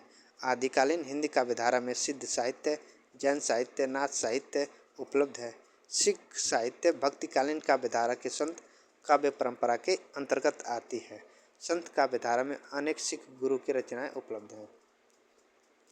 क्वेश्चन नंबर 273 आदिकालीन साहित्य का प्रमुख रस है। ए शांत, बी हास्य, सी करुण और डी वीर। आदिकालीन साहित्य का प्रमुख रस कौन सा है? तो वो है वीर। ऑप्शन डी सही है। हिंदी साहित्य के आदिकालीन साहित्य का प्रमुख रस वीर रस है। आदिकालीन रासो काव्य ग्रंथ की वीर रसात्मक रचना प्रवृत्तियों के आधार पर आचार्य रामचंद्र शुक्ल ने आदिकाल की वीर गाथा काल की संज्ञा दी है। वीर रस के अतिरिक्त आदिकालीन रचनाओं में श्रृंगार रस का वर्णन है। क्वेश्चन नंबर 274 लिखा है यहाँ पे कि अपभ्रंश का वाल्मीकि किसे कहा जाता है? ए पुष्पदंत को, बी धनपाल को, सी शालिभद्र सूरी को और डी स्वयंभू को। देखो, ये भी रिपीटेड क्वेश्चन है कि अपभ्रंश का वाल्मीकि किसे कहा जाता है? तो स्वयंभू को कहा जाता है। ऑप्शन डी सही है 274 का। लिखा कि जैन कवि स्वयंभू को अपभ्रंश का वाल्मीकि कहा जाता है। 8वीं सदी के आदिकालीन कवि स्वयंभू पयमचर्यु, ऋठ रेमिचर्यु और स्वयंभू छंद नामक ग्रंथों की रचना की। स्वयंभू ने 3 रचना कौन कौन सी, फिर से मैं रिपीट कराता हूँ। पयमचर्यु, ऋठिडेमीचर्यु और स्वयंभू छंद, इन तीनों ग्रंथ की रचना की। पयमचर्यु में राम की कथा तथा अरिष्टनेमी चरित हरिवंश पुराण में कृष्ण की और अपभ्रंश की वाल्मीकि स्वयंभू ने अपने रामायण पयमचर्यु में केवल 5 रखे। उनके नाम वाल्मीकि रामायण से मिलते हैं। क्वेश्चन नंबर 275 में लिखा है, किस विद्वान ने हिंदी साहित्य के प्रारंभिक काल को वीरगाथा काल नाम दिया है? किस विद्वान ने हिंदी साहित्य के प्रारंभिक काल को वीरगाथा काल नाम दिया है? A. George Grierson, B. Acharya Ramchandra Shukla, C. Rahul Sankrityayan और डी. डॉक्टर राम कुंवर वर्मा। तो इसका आंसर होगा ऑप्शन बी, आचार्य रामचंद्र शुक्ल ने। जॉर्ज ग्रियर्सन ने चारण काल कहा है, आचार्य शुक्ल ने वीरगाथा काल का है, राहुल शंकरत्यान ने सिद्ध सामंत काल का है। ठीक,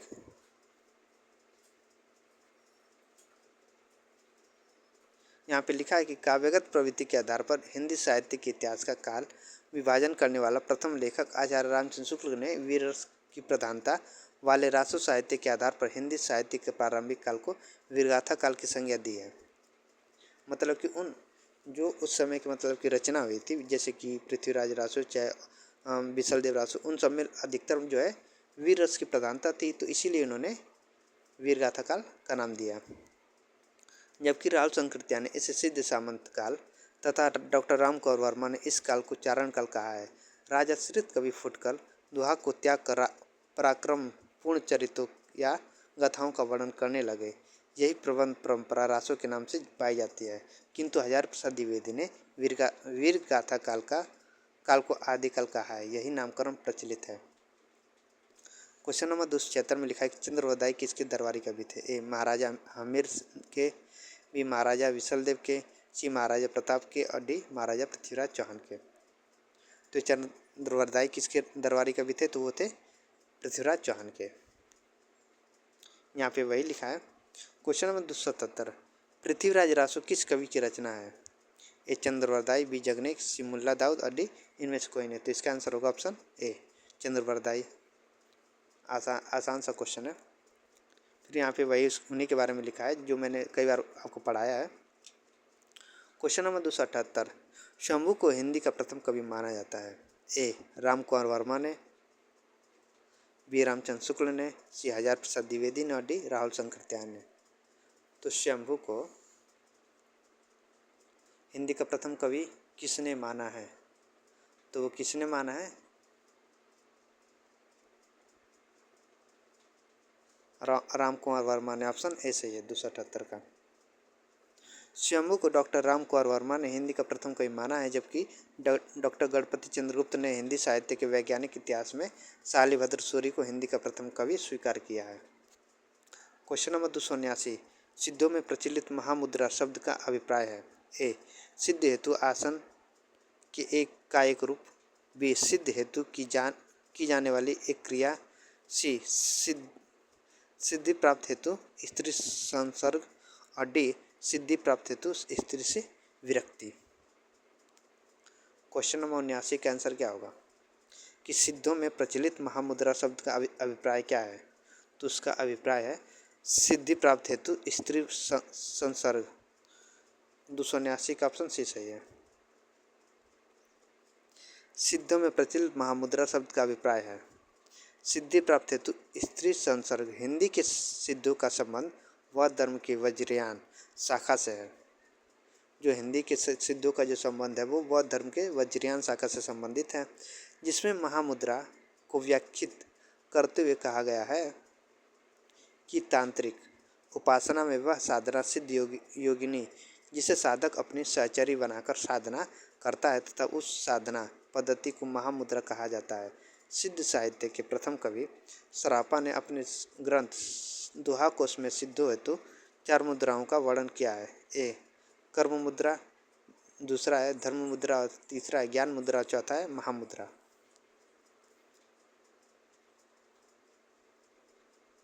क्वेश्चन नंबर 280, आला और उदल नामक 2 वीर सरदारों की वीरतापूर्ण लड़ाइयों का वर्णन मिलता है। ए. परमाल रासों में, बी. पृथ्वीराज रासों में, सी. कुमार रासों में, डी. हमीर रासों में। तो आला और उदल नामक दो वीर सरदारों की वीरतापूर्ण लड़ाइयों का वर्णन किस में मिलता है? तो वो मिलता है परमाल रासों में। ऑप्शन ए सही है 280 का। परमाल रासो 1230 ईस्वी आलाखंड की रचना याज्ञनिक ने की है। क्वेश्चन नंबर 281, नाथ पंथ के प्रेरता कौन थे? ए आदिनाथ, बी मच्छंद्रनाथ, सी गोरखनाथ और डी चुड़क्कर नाथ। तो नाथ पंथ के प्रेरता कौन थे? तो वो थे गोरखनाथ। ऑप्शन सी सही है। देखो, नाथ पंथ के प्रेरता महंत गोरखनाथ थे। मच्छंद्रनाथ का नाम मत्स्येंद्रनाथ था। गुरु गोरखनाथ साहित्य के आरंभकर्ता थे जो कि मच्छंद्रनाथ के शिष्य थे। गुरु आदिनाथ को नाथ साहित्य में स्वयं से माना गया है। क्वेश्चन नंबर 282, निम्नलिखित पंक्तियाँ किस कवि की है? खने खन नयन कौन अनुसरई, खने खन वसन धूलितन भरे। ए विद्यापति की, बी बल्लवाचार्य की, सी विट्ठलनाथ की और डी निम्बार्काचार्य की। ये जो पंक्तियाँ वो किसकी है? खने खन नयन कौन अनुसरई, खने खन वसन धूलितन भरे। तो ये पंक्ति किसकी है? तो ये पंक्ति विद्यापति की है। ऑप्शन ए सही है 282 का। देखो, उक्त पंक्तियाँ कवि विद्यापति के विद्यापति आदिकालीन कवि थे। कीर्तिलता, कीर्तिपतक एवं पदावली विद्यापति की प्रसिद्ध कृतियाँ हैं। क्वेश्चन नंबर 283, अपभ्रंश का भभूति किसे माना जाता है? ए शालिभद्र सूरि, बी पुष्पदंत, सी कनकामर और डी धनपाल। अपभ्रंश की भभूति किसे माना जाता है? तो किसे माना जाता है? तो पुष्पदंत को। पुष्पदंत को अपभ्रंश का भभूति माना जाता है। ऑप्शन भी सही है। देखो, पुष्पदंत को अपभ्रंश की भभूति कहा जाता है। अपभ्रंश के दूसरे कवि पुष्पदंत 10वीं शताब्दी में पैदा हुए थे। वे शैव थे। बाद में अपने आश्रयदाता के अनुरोध से जैन हो गए थे। ये अपने को अभिमान मेरु कहते हैं। पुष्पदंत अपने को क्या कहते हैं? अभिमान मेरु कहते हैं। क्वेश्चन नंबर 284 में लिखा है कि गद्य पद्य मिश्रित चंपू काव्य है। ए वर्ण रत्नाकर, वी उक्ति व्यक्ति प्रकरण, सी रालवेल और डी स्थूलीबद्ध राज। गद्य पद्य मिश्रित चंपू काव्य है, ये क्या है? ये रालवेल का है। ऑप्शन सी सही है। रालवेल कवि रोडा कवि द्वारा रचित एक चंपू काव्य है। रालवेल जो है रोडा कवि द्वारा रचित एक चंपू काव्य, क्या है? एक चंपू काव्य है। उक्त व्यक्ति प्रकरण दामोदर पंडित द्वारा रचित व्याकरण ग्रंथ है और स्थूलीबद्ध राज जिन धर्मसूरी की रचना है। क्वेश्चन नंबर 285, निम्नलिखित में कौन सा नाम आदिकाल का नहीं है? ए वीरगाथा काल, बी गद्य काल, सी चारण काल और डी सिद्ध सामंत काल। निम्नलिखित में से कौन सा नाम आदिकाल का नहीं है? इनमें से कौन सा नाम जो है आदिकाल का नहीं है? तो वो है गद्य काल जो है आदिकाल का नहीं है। वीरगाथा काल रामचंद्र शुक्ल ने दिया है। चारण काल ये राम कुंवर वर्मा ने दिया है। नहीं, चारण काल जॉर्ज ग्रियर्सन ने दिया है। और सिद्ध सामंत काल ये राहुल शंकराचार्य ने दिया है। गद्य काल आदिकाल का नाम नहीं है, अपितु गद्य काल को आधुनिक काल को कहा जाता है। इसका समय 1843 से प्रारंभ होता है तथा अब तक चल रहा है। जो गद्य काल है वो 1843 से जो अभी तक काल चला है उसे गद्य काल कहा जाता है। क्वेश्चन नंबर 286, इनमें से कौन सा कवि आदिकाल का नहीं है? ए चंद्रवरदाई, बी जगनिक, सी नाभादास और डी दलपति विजय। इनमें से कौन सा कवि आदिकाल का नहीं है? तो नाभादास जो है वो आदिकाल के कवि नहीं है। ऑप्शन सी सही है। नाभादास आदिकाल के कवि नहीं है। नाभादास भक्ति काल के सगुण काव्यधारा के कवि हैं तथा नाभादास गोस्वामी तुलसीदास के समकालीन कवि हैं। चंद्रवरदाई, जगनिक, दलपति विजय आदि तीनों आदिकाल रासो साहित्य काव्य परंपरा के कवि हैं। रासो साहित्य का विवरण वीरगाथा काल के अंतर्गत आता है। क्वेश्चन नंबर 287, लिखा है कि इनमें से कौन सी रचना आदिकाल की है? ए सुरसागर, बी विद्यापति, सी विजक और डी भ्रमर गीत। इनमें से कौन सी रचना आदिकाल का नहीं आदिकाल की है? तो वह विद्यापति पदावली, ये आदिकाल की रचना है। विद्यापति पदावली आदिकाल की रचना है। लिखा है कि 288 में कि इनमें से कौन सी भाषा आदिकाल की है? ए ब्रज भाषा, बी खड़ी बोली, सी डिंगल भाषा, डी खड़ी बोली। यहाँ पे डी गलत है, आदिकाल की है तो वह है डिंगल भाषा। ऑप्शन सी सही है। डिंगल पिंगल भाषा आदिकाल की है। ठीक। क्वेश्चन नंबर 289, अपभ्रंश के प्रथम महाकवि कौन थे? ए हेमचंद, विश्वम्भु, श्री रामचंद्र और डी सोमप्रभु सूरी। अपभ्रंश के प्रथम कवि कौन थे? तो कौन थे? तो वो है शंभु। ऑप्शन बी सही है। डॉक्टर राम कुमार वर्मा के अनुसार अपभ्रंश भाषा के प्रथम कवि शंभु को हिंदी का भी प्रथम कवि माना है। शंभु 8वीं शती के आसपास विद्वान थे। शंभु को ही जैन परंपरा का भी प्रथम कवि माना जाता है। शंभु को अपभ्रंश का वाल्मीकि तथा व्यास कहा जाता है। क्वेश्चन नंबर 290, लिखा कि अपभ्रंश काव्य का सुप्रसिद्ध छंद कौन सा है? एक कड़वक, बी पद्यधरी, सिराज और डी ईहा। अपभ्रंश काव्य का सुप्रसिद्ध छंद कौन सा है? तो वो कौन सा है? तो वह पद्यधरी। ऑप्शन बी सही है। अपभ्रंश काव्य का प्रसिद्ध छंद पद्यधरी है। पद्यधरी 16 मात्राओं का मात्रिक छंद है। मतलब इसमें पद्यधरी में 16 मात्राएं का मात्रिक छंद है। इस छंद का नाम पर इस पद्धति पर लिखे जाने वाले काव्यों को पद्यधड़ियाँ बद्ध कहा गया है। शंभु ने चतुर्मुख को पद्यधड़ियाँ बंद का प्रवर्तक तथा सर्वश्रेष्ठ कवि कहा है।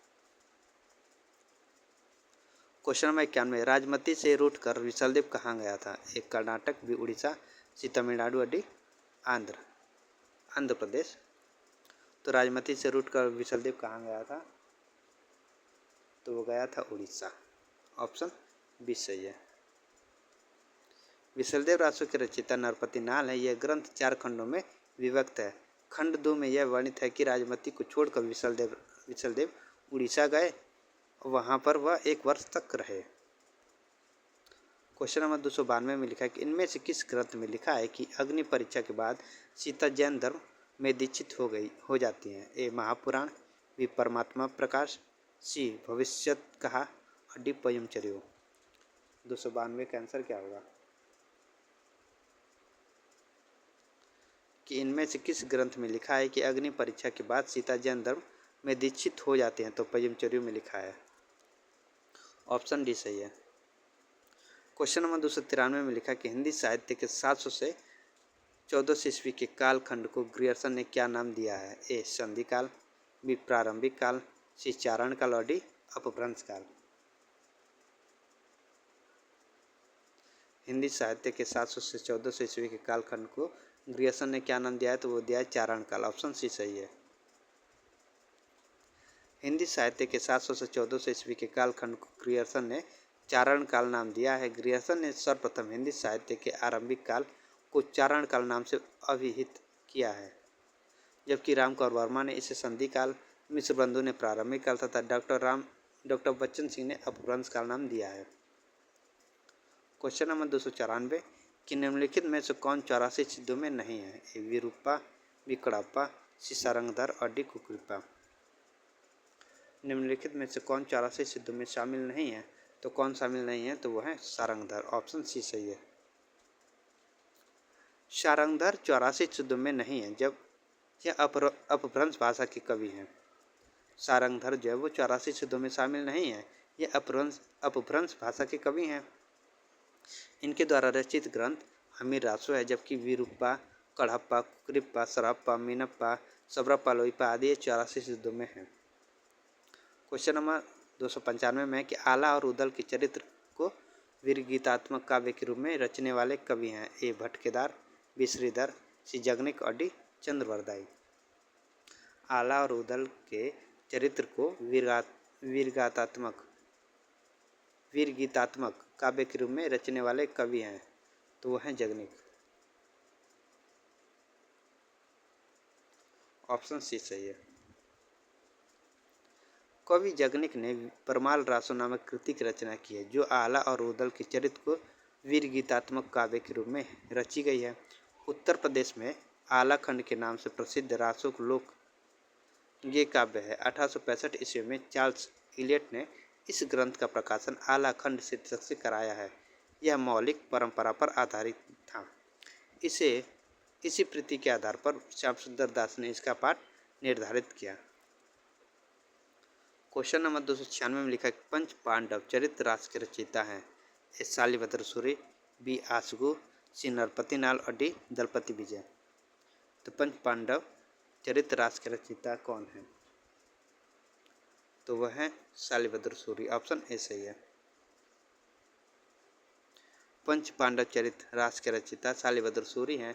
इसकी रचना 1350 ईस्वी में हुई थी। यह हिंदी का प्रथम ऐतिहासिक रास ग्रंथ है। डॉक्टर गणपति चंद्रगुप्त ने शालिभद्र सूरी को हिंदी का प्रथम कवि माना है। इनके द्वारा रचित अन्य ग्रंथ भरतेश्वर बाहुबली रास है। क्वेश्चन नंबर 297 में लिखा है कि भविष्यत कहा किसकी रचना है? ए राम सिंह, बी देवसेन, सी धनपाल और डी पुष्पदंत। तो भविष्यत कहा किसकी रचना है? तो वह है धनपाल की। ऑप्शन सी सही है। देखिए आज तो ये 300 मतलब कि क्वेश्चन खत्म हो गया। इसके बाद मैं भक्ति काल पे चलूँगा।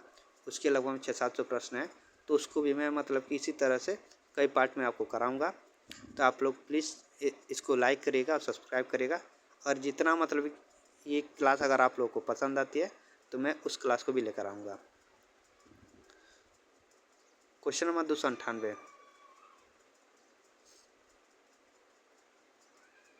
देखिए यहाँ पे लिखा है आंसर सी कि अपभ्रंश के तीसरे प्रमुख कवि धनपाल ने 10वीं शती में भविष्यत कहा की रचना की, जबकि राम सिंह ने पाहुड़ दोहा तथा देवसेन ने श्रावकाचार तथा पुष्पदंत ने महापुराण नामक ग्रंथ की रचना की। क्वेश्चन नंबर 298 में कि मुकरी लिखने का सर्वप्रथम प्रयास किस कवि ने किया था? ए स्वयंभू ने, बी जगनिक, सी अमीर खुसरो, डी कुंभन दास ने। तो मुकर्री लिखने का सर्वप्रथम प्रयास किस कवि ने किया था? तो क्या था? अमीर खुसरो ने। ऑप्शन सी सही है। देखो मुकर्री लिखने का सर्वप्रथम प्रयास कवि अमीर खुसरो ने किया था। खुसरो की पहेलियाँ तथा मुकर्रियों में उक्त वैचित्र की प्रधानता थी। इनके द्वारा रचित अन्य ग्रंथ है खालिक वारी, पहेलियाँ, दो सुखने और गजल इत्यादि। क्वेश्चन नंबर 299 में है कि संवत 1050 से 1375 की कालावधि में लिखे गए हिंदी साहित्य का वीरगाथा काल के रूप में नामकरण किसने किया था? ए डॉक्टर राम कुमार वर्मा, बी आचार्य रामचंद्र शुक्ल, सी हजारी प्रसाद द्विवेदी और डी नौगेंद्र। संवत 1050 से 1375 की कालावधि में लिखे गए हिंदी साहित्य का वीरगाथा काल के रूप में नामकरण किसने किया था? तो ये किसने किया था? तो आचार्य रामचंद्र शुक्ल ने किया था। ऑप्शन बी सही है 299 का। देखिए संवत 1050 से 1375 की कालावधि में लिखे गए हिंदी साहित्य का वीरगाथा काल के रूप में नामकरण आचार्य रामचंद्र शुक्ल ने किया था। आचार्य रामचंद्र शुक्ल ने हिंदी साहित्य के इतिहास का काल विभाजन इस प्रकार किया है। आदिकाल को माना 1050 ईस्वी से 1375 ईस्वी तक। पूर्व मध्यकाल या भक्तिकाल 1375 ईस्वी से 1700 ईस्वी तक। उत्तर मध्यकाल या रीतिकाल 1700 ईस्वी से 1900 ईस्वी तक। और आधुनिक काल या गद्यकाल 1900 ईस्वी से 1984 ईस्वी तक। ये रामचंद्र शुक्ल ने इसका विभाजन किया है। हिंदी साहित्य के इतिहास में इन कालों का विभाजन किया है। और आज का क्वेश्चन नंबर 300 है, मतलब क्वेश्चन नंबर लास्ट है। 100 क्वेश्चन है कि 10वीं से 14वीं शताब्दी के साहित्य को किस विद्वान ने आदिकाल के अंतर्गत रखा है? ए आचार्य रामचंद्र शुक्ल, बी मिश्र बंधु, सी राहुल संकृत्या, डी हजारी प्रसाद द्विवेदी। 10वीं से 14वीं शताब्दी के साहित्य को किस विद्वान ने आदिकाल के अंतर्गत रखा है? तो वो किसने रखा है? तो रखा है हजारी प्रसाद द्विवेदी ने। ऑप्शन डी सही है 300 का। 10वीं से 14वीं शताब्दी के साहित्य को हजारी प्रसाद द्विवेदी ने आदिकाल के अंतर्गत रखा है। तो ये थे आज के 100 क्वेश्चन। अगर अच्छा लगा तो प्लीज़ आप लोग लाइक करेगा, सब्सक्राइब करेगा। मैं ऐसे क्वेश्चन और लेकर आता रहूँगा जो आप लोग के एग्ज़ाम के लिए बहुत ही ज़्यादा महत्वपूर्ण रहेगा। और मैं इसी चैनल पर मतलब कि नेट JRF वालों के लिए भी पढ़ा रहा हूँ।